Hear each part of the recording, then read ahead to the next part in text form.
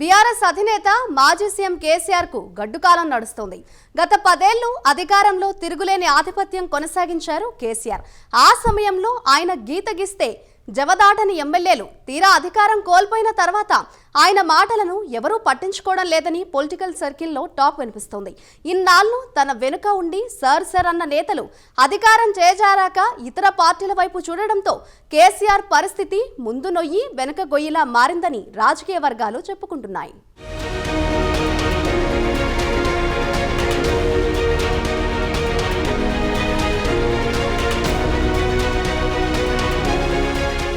తెలంగాణ ఏర్పాటు తర్వాత 10 ఏళ్ల పాటు అధికారం చెలాయించిన గులాబీ దళపతి తాజా పరిణామాలతో గడ్డు పరిస్థితి ఎదుర్కొంటున్నారంటూ వాదనలు వినిపిస్తున్నాయి. మొన్నటి వరకు అంతా తానేనని చెప్పుకున్న కేసీఆర్ తన సొంత ఎమ్మెల్యేల అంశంలో ఏం చేయాలో తెలియక ఇబ్బందులు పడుతున్నారట. వరుసగా జరుగుతున్న పరిణామాలతో కేసీఆర్ ఉక్కిరి బిక్కిరి అవుతున్నారు. గ్రేటర్ పరిధిలో ఎమ్మెల్యేల సమావేశం ఏర్పాటు చేయగా దానికి ఒక్కరు కూడా హాజరు కాలేదు. నిజానికి ఆ సమావేశం కేటీఆర్ అధ్యక్షతన జరగాల్సి ఉంది. కానీ కవితను కలిసేందుకు ఆయన ఢిల్లీ వెళ్లడంతో తలసాని ఆధ్వర్యంలో సమావేశం జరిగింది. దానికి ఒక్కరంటే ఒక్కరు కూడా రాకపోవడం గులాబీ బాస్కు మింగుడు పడ్డం లేదట. తర్వాతి రోజు మంత్రి శ్రీధర్ బాబును సదరు ఎమ్మెల్యేలు కలిశారు. అభివృద్ధి నిధుల కోసమే తాము కలిశామని బీఆర్ఎస్ ఎమ్మెల్యే పైకి చెబుతున్నా ఆపరేషన్ ఆకర్ష్లో భాగమేననే వాదనలు వినిపిస్తున్నాయి. దీంతో అన్నీ తానేనని భావించిన కేసీఆర్ ఊహించని పరిణామాలతో ఏం చేయాలో తెలియని స్థితిలో ఉన్నారని రాజకీయ వర్గాలు చెబుతున్నాయి.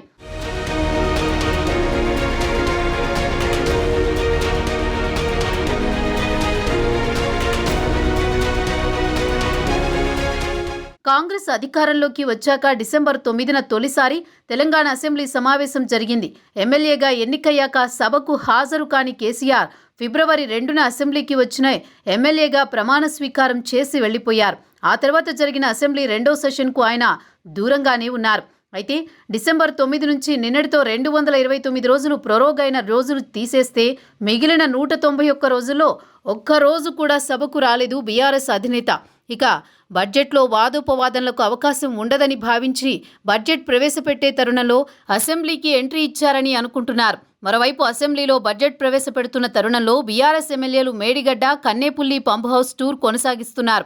కానీ గ్రేటర్ హైదరాబాద్ బీఆర్ఎస్ ఎమ్మెల్యేలు కేసీఆర్ ఆదేశాలను పక్కన పెట్టేశారు.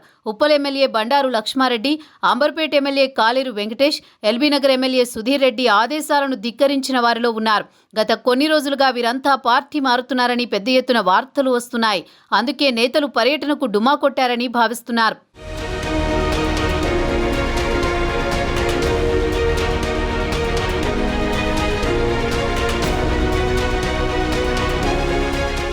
అసెంబ్లీ ఎన్నికల్లో బోర్లా పడిన బీఆర్ఎస్కు గ్రేటర్లో మాత్రం మంచి ఆదరణ లభించింది. ఆ ఎమ్మెల్యేలంతా ఇక్కడ పక్కచూపులు చూస్తున్నారనే ప్రచారం జోరుగా సాగుతోంది. అసెంబ్లీ సమావేశాల కంటే ముందే గ్రేటర్ హైదరాబాద్కు చెందిన బీఆర్ఎస్ ఎమ్మెల్యేలు కాంగ్రెస్ పార్టీలోకి చేరుతారని వార్తలు వచ్చినప్పటికీ చేరికకి ఇంకా ముహూర్తం ఫిక్స్ కాలేదని సమాచారం అందుతోంది. బడ్జెట్ సమావేశాలు ముగియగాని ఆగస్టు నెలలో మరోసారి హస్తం పార్టీ ఆపరేషన్ ఆకర్ష్ను వేగవంతం చేసే అవకాశం ఉందని పొలిటికల్ సర్కిల్స్లో టాక్ వినిపిస్తోంది.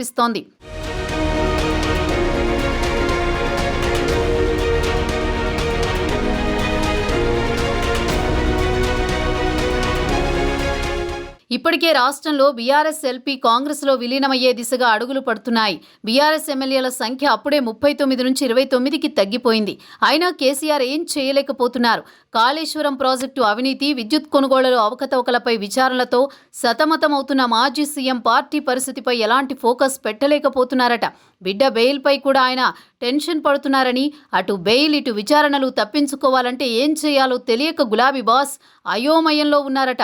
ఇవే కాకుండా సొంత నేతలను కూడా కాపాడుకునేందుకు సర్వశక్తులు ఒడ్డుతున్నా సార్ మాటను ఎవరూ పట్టించుకోవట్లేదని జోరుగా చర్చ జరుగుతోంది. అధికార కాంగ్రెస్ని ఎదుర్కోవాలంటే మెజారిటీ ఎమ్మెల్యేలు ఉండాల్సిన తరుణంలో ఉన్నవాళ్లే చేజారుతుండడం, మిగిలిన వాళ్లు కూడా తన మాటను లెక్క చేయడం లేదని కేసీఆర్ మదన పడుతున్నారని పొలిటికల్ వర్గాల్లో చర్చించుకుంటున్నారు.